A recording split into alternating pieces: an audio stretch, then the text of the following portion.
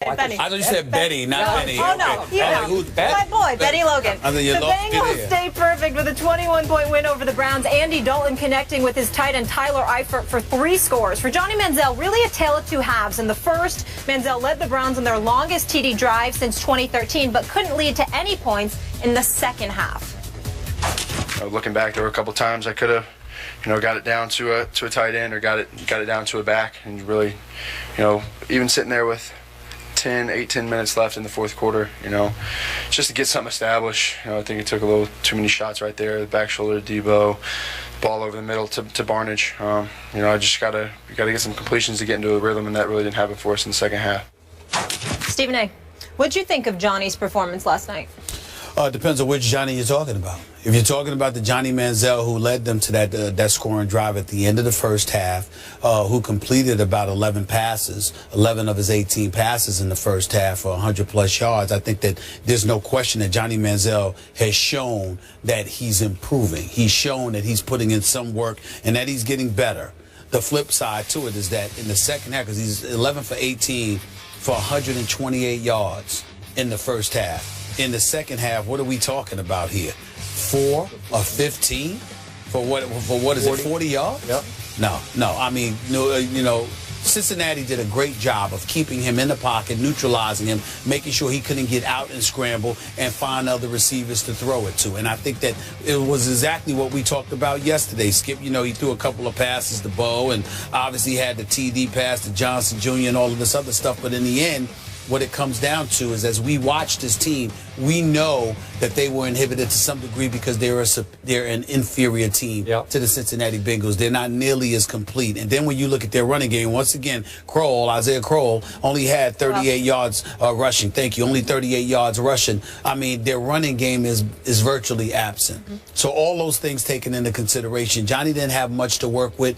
He showed flashes of improvement, obviously. I was impressed with what I saw from him in the first half.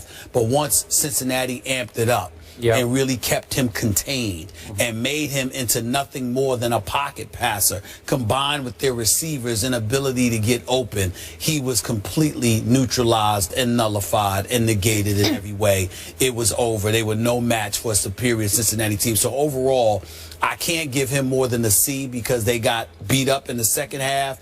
But I saw enough in the first half for me to say, I'd like to see how he would be if he had some weapons, meaning some, the Josh Gordons of the world in the lineup, along with an offensive line that could do a better, or even a better running game to some degree. I saw enough to give him a C, but I can't give him more than that after that second half performance. This topic wears me out. Yeah. It makes me sad in the end. Yeah. It's difficult to talk about. I'm with you, but I'm not even as positive as you are about his performance last night. Obviously, if we rank it versus the 30-0 debacle at home against Cincinnati that he started and finished last year, it was improvement. Okay. His body language was better, confidence a little better. He seemed like a little more in control of the offense and what he was doing. Didn't look as lost. Okay. Give you all that. But I didn't love the way he played overall. I just didn't love it. But I'm with you. It's hard for me to react at all to this because I'm going to say it again. He is playing with the NFL's worst group of running backs and receivers. Nobody has a worse group of skill, quote unquote, talent than Johnny Manziel is stuck playing with at this point. Right. I'm going to say this again.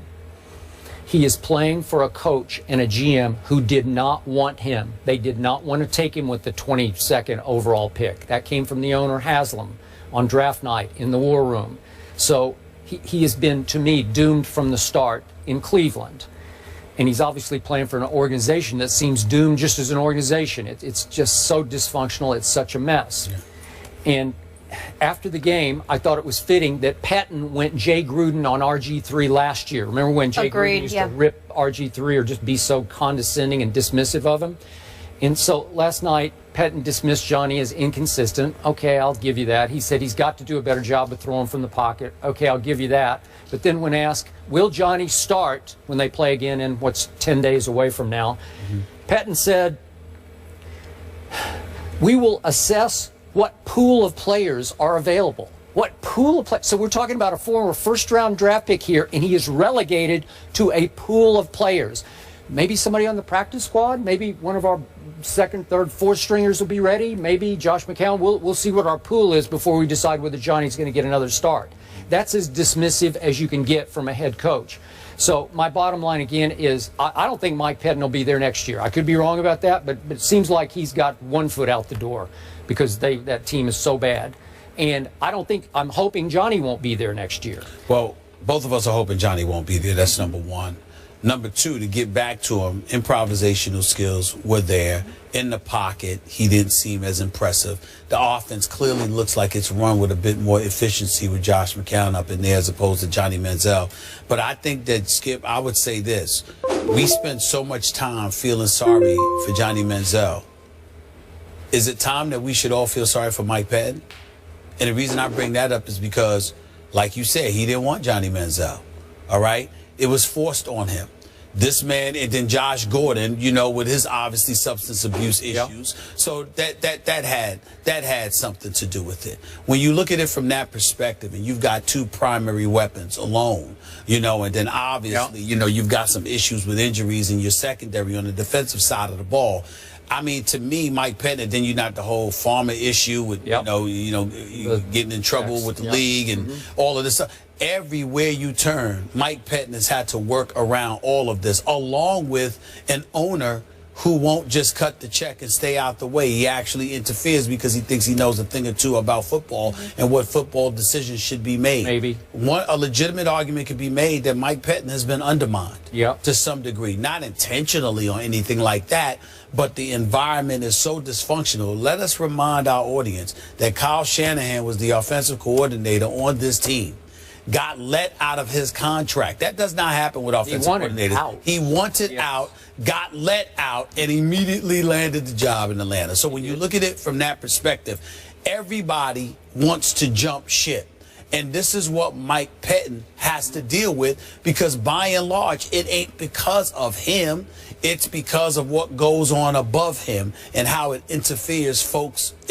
How it interferes with what folks are doing below. All right, those are fair points, but I don't have a lot of respect for Mike Pettin as a head coach. I think he was a pretty good defensive coordinator who's in a little over his head as a head coach. And I'm not saying you're wrong. I'm saying I don't know that because I don't know how much of a chance he's had to be a head coach. All right. That's my issue with Mike. Okay. The bottom line of sadness that I felt for Johnny last night was, do you remember, if we could see this after his touchdown pass, he went over by himself on the sideline and did like an air chest bump to nobody.